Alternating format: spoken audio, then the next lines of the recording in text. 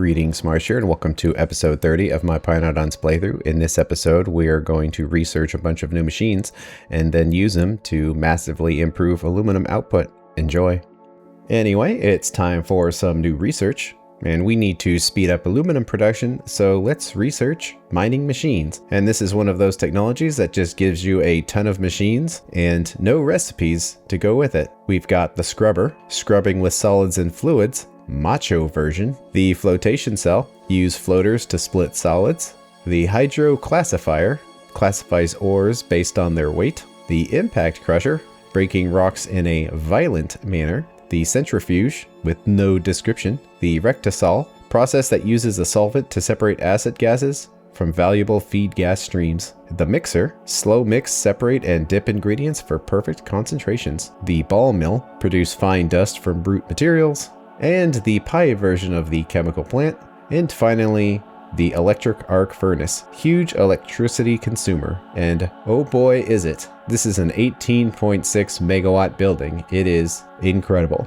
And looking at all of these input requirements, they are rather random. Of course, every one of them requires intermetallics, but there's no traps. We have all of those resources. And then here we are with aluminum processing. And this is actually our first processing recipe for aluminum. Despite how long we've been making it, we finally can process it. So it uses one of the new buildings, the ball mill, and it goes straight from aluminum ore to powdered and creates gravel. And then we have to melt the aluminum using some borax and graphite in the electric arc furnace. And like with iron, we use sand castings and molten aluminum to make the plates, but I believe the iron one did require the borax where aluminum does not. And of course, there is a hot air version that is a little better. So sure, by researching the mining machines, we actually now have access to some mining productivities. So sure, let's get it done. And it's pretty substantial. The first research here is a 10% bonus, and it works as you would expect. But the thing you might not be thinking about is how most ores in Pi require a mining fluid. So not only does the patch last longer, but we need less input resources to make the miners run. And that will have a substantial impact across the factory. And we can do another one for another 10% on top of that. Otherwise, the factory seems to be pretty stable now. We have caught up with our buffer of the sand castings, so that has finally calmed down. And I did directly insert, looks like I have a chest there to pick up, but I did directly put the coke from this part of the process, from the anthracene, directly onto the return belt to get sorted, because the actual thing that limits this process is breaking the pitch down, because it's all stopped by pitch. So we really only needed to hold these machines back. We are short on stone. There's not much we can do about that other than just mine more of it. But as long as it's not slowing down research, it's fine. And it seems like research is continuing. Buried little biocred in the junk chest, so it all seems pretty good. To solve this stone problem, we essentially need to have a stone buffer building. And we're not quite at the point of having the technology to do that. I mean, we could do a buffer, but this is one of those Factorio traps for new players where you think, oh, we'll just have an inserter going in and inserter going out, and now we have a buffer chest. But this is an artificial restriction and can only run at the speed of one inserter. We kind of need to have a big deposit for that, but the problem is getting enough inserters on it, because I think we're going to need around 13 or 14 inserters to fully max out a belt, which means, let's say 13 inserters on the input and 13 on the output. And we probably could put that on this building, but that would only be a buffer for one belt. And our factory runs on at least 2 belts of solid stone right now. A lot of the belts are empty, but when the factory's going, they are completely full. I don't know how effective a buffer would be right now. So we've got some new machines here. Let's build a bunch. And how am I completely out of intermetallics right now? Our intermetallics build here is just kind of out in the middle of nowhere, not doing much, but I have plans for this area in the future. So for now, it's just going to be a little quiet, but Pi is pretty good about introducing resources slowly. So in the beginning, we only need intermetallics for a couple of buildings, and as things go on, we'll need more and more of this stuff in larger quantities. Well, let's build a ball mill, and we're probably not going to have anywhere near enough space for all these buildings, but there we go. And then we have the chemical plant, and notice that we're starting to get to the point where these buildings are requiring not just vanilla buildings, but also other Pi buildings. And that does help. So if you've built way too many of something, you need to keep that in mind to make sure those items are in your inventory. So for example, if you had, let's say, 30 destructive distillation columns, that they're actually in your inventory, so when you make these buildings, they get consumed. And the chemical plant, it's actually pretty huge. It's giant. I mean, it's not huge, but compared to the vanilla version, that's a pretty big building. And then we have the rectisol, which requires some storage tanks. It looks like we can barely fit it in here. And there it is. Wow, and the mixer requires an 80K tank and titanium. And I don't know if I showed this, but we've got some additional oil burners now that we were maxed out on gasoline. So here's some oil burners to help get rid of it, because this is above and beyond what was needed for the fuel pipe. And because we can, it has been connected to the aromatics as well. And they do share the same pipe. So we don't really have to worry about mixing in this situation because we only have 2 fluids. And we are also maxed out on the syngas as well. So we have a giant setup of burners here, and you can kind of see them running a tiny bit. If you see little puffs of steam in there, that this is what is necessary for the syngas. Basically, because of all the sand castings we needed, a lot of this stuff had to run. So we were getting overloaded on things. But here's the mixer. It's a pretty cool looking building. And what else do we have? The centrifuge. Right there. It's a very high-tech looking building. And finally into the raw ores, where the majority of them are hiding. The electric arc furnace, which requires a mining drill. And I rather like this building. Not only does it have a cool sound to it, well, I guess it depends if you like that sound or not. It'll get louder when it's running. It's actually a rather small building for how powerful it is. It's very compact. Let's put it up there. I'm trying not to put buildings right next to each other, but we're running out of space. And then the flotation cell. Let's drop it right there. And the hydro classifier, which requires a flotation cell. Wow, well, I guess we're out of spare parts. That's why that list is so big. So there's the hydro classifier. And then the impact crusher, which is interesting in that it actually requires local radars. And tin cable, which is easy enough to make. It's just not something we normally carry with us. And I haven't actually been looking at the materials cost for these. But at this point, we're not too concerned if a building is 500 or 1,000 plates, unless we need to make, you know, like 50 of them, then I guess we would care. And also, let's just do the scrubber here. So we've got the impact crusher right there. It's a pretty cool building, but it has to be running for you to see the cool graphics. And we've got the scrubber, and it's on the larger end of buildings. And there we go. There's all of the buildings that we haven't used yet. It's quite a lot. So let's plan out an aluminum build. We'll definitely want to make it from hot air. And we don't know exactly how much we'd want, but really anything that comes out of a casting unit probably should be 15 a second, because it's just super easy to do so. So there we go.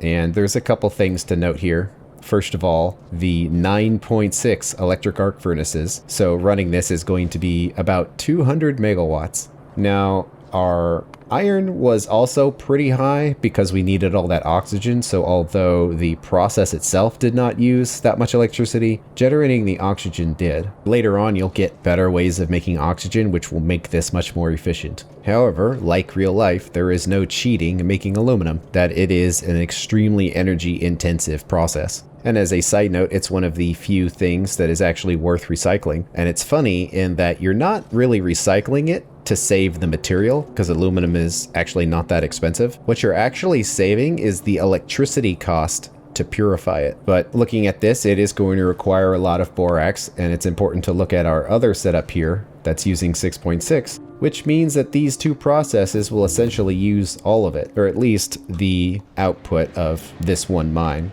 And technically it actually could do 2, even though we have them all squished into 1. So we probably should put a second one in there, and we could just use the splitter for that. But luckily borax is easy to make, so it's not much of an issue. But there we go. We've got more mining productivity, and we'll probably be able to see this pretty readily but we had actually reduced the energy cost of our electric miners pretty well up to this point, so seeing an extra 20%, we might not really notice it. So the borax is fine, but something we need to consider now is the graphite, because we're not actually making graphite in large quantities right now. In fact, I think the only place we're actually making it is in circuits in order to make the vacuum tubes. So now we're going to need to make it at a large scale. And you could make it on site if you wanted, and that is another energy cost to consider because it's from a high pressure furnace. However, note that although coke is a pretty dense fuel, compared to graphite it isn't, because you start with 5 coke and it goes into 2 graphite. So logistically, you're much better off making graphite and then delivering it to where it needs to go rather than coke going everywhere. Again, with Pi and also in real life, that it may not seem like that big a deal right now because you're like, oh, we just need it for this one process, it's fine. Well, that's never the case forever. That you find out that you need it for more and more things, and then your logistics gets more and more limited. So right from the beginning, we would want to try to minimize the impact to our logistics with this process, which means making the graphite somewhere else. And would we want to do just a full belt? Well, maybe. But you can see that this is a huge amount of coke now. Yeah, we probably would, because I was expecting to make this on our tar processing setup anyway, so this is within the limit of what that setup can do. Actually, compared to aluminum, it's about half of what we would need, so that's an additional 20 megawatts or so that go into the process. But yeah, we've got a build here, and let's just do 22 high pressure furnaces. So that's 8, 12, 16, 20, and then 24, get rid of these ones. Yeah, this is another use of coke that I was expecting us to have to deal with. So that's kind of why I wanted to make that big setup with the huge balancer, because that would grow with us as our coke needs improved, but our logistics did not. I'm not expecting this to run at full output for a while, because it's essentially going to monopolize all of the coke of the factory. But I would like it so when we do have better logistics and buffer warehouses, that it will just run correctly and we don't have to worry about upgrading anything. And we've done this before, it's just coke goes in and graphite comes out, but the thing that's different is the scale that we're making it at, and the final belt goes around the outside to fill in the last 4 machines. And yeah, since I'm here, should probably take care of this power plant and get it out of the way. It didn't run for too much, but the function that it provided was really important. We're still essentially doing the same thing, but by sending the coke to the main power plant, it is being processed in a more logical way. Alright, power plant is removed. So we'll just reuse that belt. And there is something I'd like to check real quick. That is to normalize the numbers and compare the 2 setups. That to make 1 iron plate using the old method, we would have to put 5 ore in. And now the new one, with the hot air, we only have to put 1.12, so it's almost a 1-to-1 ratio. And interestingly, the whole entire process actually consumes way less power at less than a megawatt compared to 4.2. Of course, we have to make the oxygen as well, which we could calculate here, just to be fair. And of course, that does bump it up to above 9. And we could calculate the aluminum too. That to make 1 aluminum, we need a little bit more than compared to iron, but still 1.59 turning into 1 plate is pretty good. And the electricity cost, it's actually reasonably comparable. Alright, we've got a build here. A couple of new machines. Of course, we're going to grab the electric arc furnace and the ball mill, which just happen to be sitting next to each other. We are going to need to have a bunch of miners on this patch, but I do want to mine the old one first and attempt to see if we could use it up. But we're very close to needing to start mining this one, so it's a good thing that it is not in the way of anything. And we need to get a couple of resources here. I mentioned earlier that we could process this at our original patch, but we really should process it out here because this is where the new patch is. So there's no reason to squish it in here somewhere. And I guess we'll just kind of put it off to the side here, so it's not in the way of anything. And that means we'll need a bunch of inputs. We do have some extra belts that we laid, and they're already here, so why don't we use them? I have been gradually pulling them out, because it does take a long time. But luckily, we've been able to reuse them for other tasks, and we haven't needed to just pull them out. And that's kind of what I figured, that was going to be a big throughput area, so we could just repurpose the belts for something else. These power plants are pretty substantial right now for our current factory, but even these will become outdated at some point, and we'll probably be removing them. So before we start this build, it would be nice to have all our resources here, because it does take substantial amounts of time for resources to go around the factory now because it's so big. So we really want the belts to be populated before we start building, because otherwise that's like 15 minutes of just waiting. We only need a couple of these buildings because their output is actually quite high, but we do need 5 inserters per machine if we were to max it out, but we actually need slightly less machines than we're putting in here.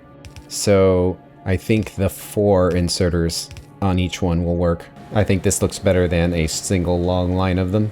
Luckily, hot air is right here, and that is the advantage of piping things around the factory like this, is after a while you just have a network of things that are just available, and you don't have to run entire new lines, which is also kind of what happened with this belt here, that we really only needed to run it to here, and then it got combined and sent to where it needed to. But I'm guessing for now this one belt will be fine. We could put an input priority on here, but I'd rather just get rid of this patch and let it run slow.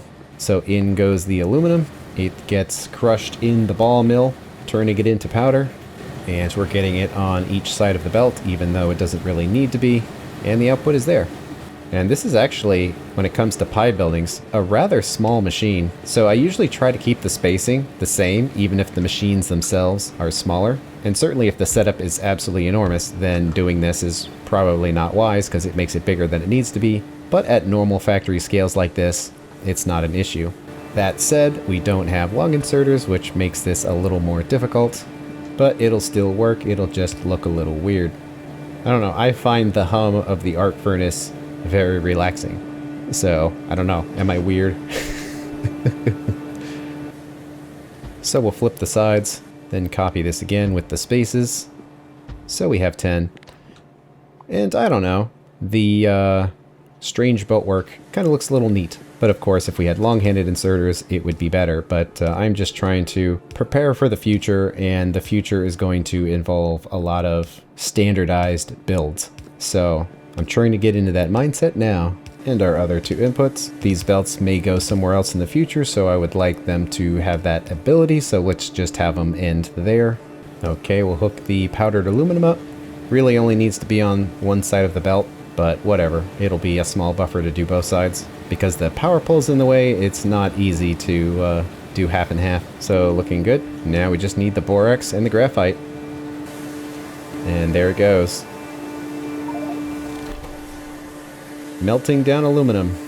And I don't know, I like the sound of that. I think it's very relaxing. So what's electricity look like?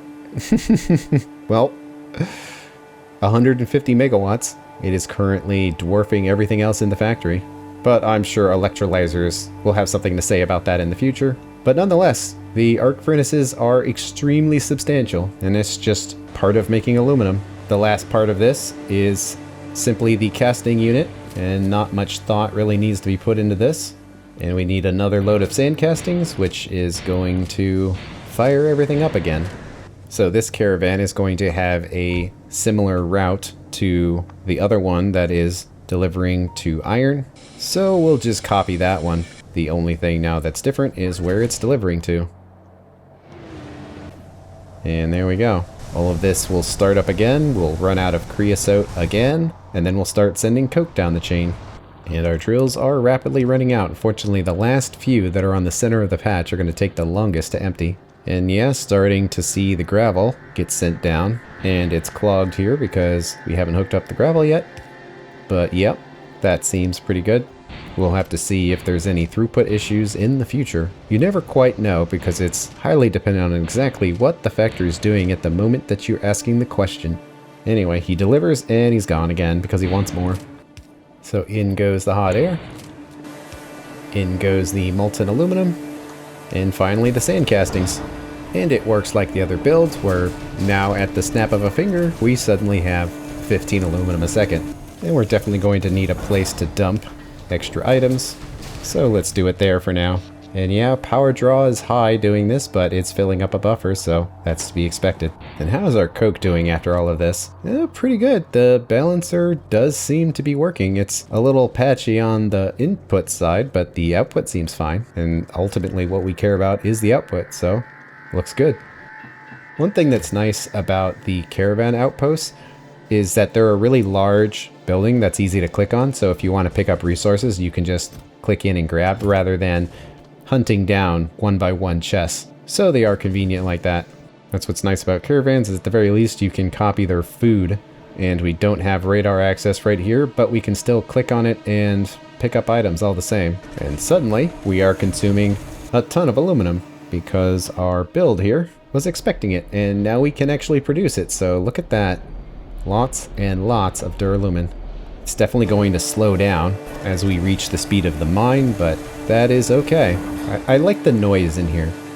The noise of the arc furnaces and also the casting unit. They seem to go well with each other. And that's the end of this episode. On the next one, we're going to make some new materials such as chromium and rubber, which will greatly improve our logistics. Thanks for watching. I'll see you later.